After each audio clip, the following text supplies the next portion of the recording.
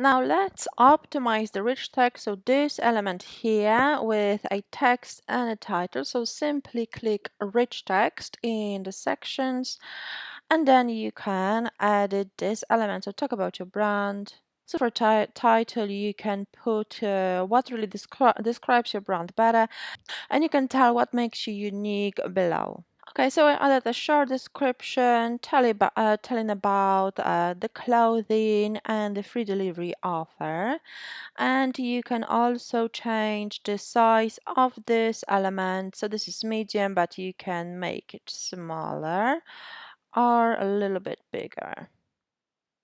So it really depends which style you like. I like the medium size. You can also change whether to display wide or like this. So if you display wide, the text goes all the way. So if you've got more text, it works better. But I didn't add a lot of text here, so I'll just leave it as it is and click Save.